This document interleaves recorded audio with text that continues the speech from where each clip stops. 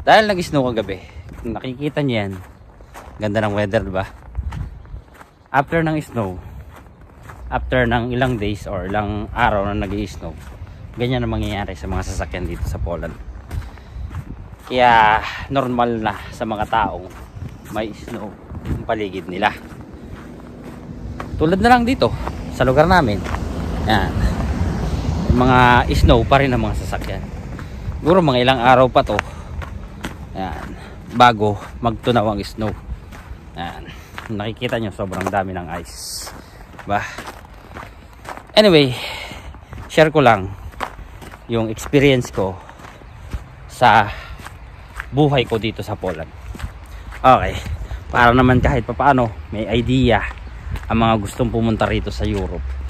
And anyway, dito pala sa Europe, Poland ang pinakamabilis pasukin na bansa sa Europa or dito sa Europe.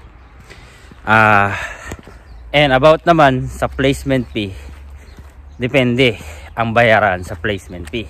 Kung galing ka ng third country like Middle East, Hong Kong, Taiwan, yan, iba-iba ang placement fee. Meron at meron pa rin placement fee na binabayaran ang mga nanggagaling sa iba't ibang bansa. Pero sa Pilipinas lang, kung manggagaling ka sa Pilipinas, Pilipinas ang pinakamahal na placement fee. Yan. Yung mga kasama ko ngayon dito, ang mga binayaran nila malaki. Yung iba nasa 100,000 mahigit. At yung iba naman sa 200,000. At meron pa rin talagang kurakot na agency from Pilipinas papunta rito.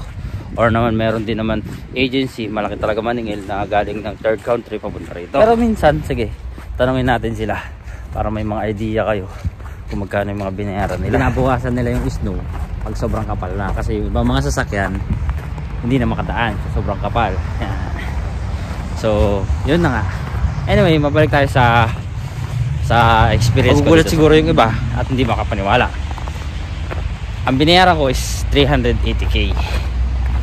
Kasi galing ako ng Pilipinas. Marami nagsasabi na, ang laki ng binayaran mo, dapat pinang-business mo na lang yan sa Pilipinas. Eh, ang ginawa ko kasi nung nasa Middle East pa ako, yung pang placement fee ko, inuunti-unti ko siyang inipon. Kaya hindi ako masyadong nabigatan. Pero syempre dahil taghirap tayo at nag-stay ako ng Pilipinas ng isang taon, tumambay ako ng isang taon, syempre nagkautang-utang din ako. At yung mga nautangan ko, nabayaran ko rin naman agad. Like sa tita ko, sa tito ko. About dun sa agency ko sa Pilipinas, mahirap mag-comment. Basta nakabayad ako. Hindi ko na alam kung ano nangyari sa agency na yun. Anyway, sa mga galing naman sa third country, yung iba kong mga nakasama dito sa Poland, ang binayaran ng iba sa pagkakaalam ko at sa mga napagtanong-tanungan ko at sa mga nakasama ko na before, yung iba ang binayaran nila nasa 100k at yung iba nasa 200k. Depende siguro sa agency yun.